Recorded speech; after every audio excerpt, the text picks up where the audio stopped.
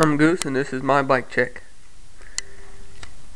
Got some Eastern stock bars, the choker stem, some McNeil grips, pretty nice.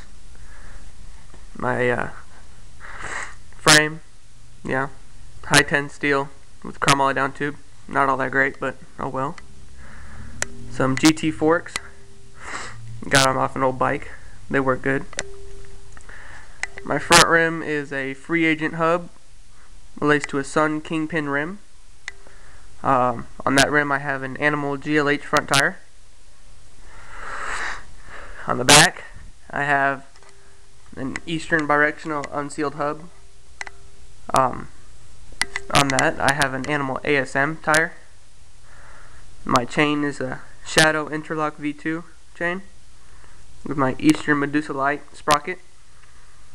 Some Eastern stock cranks and some Wellgo MG52 pedals.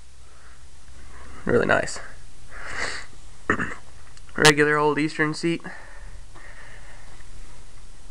And I think that's it. It's really nice.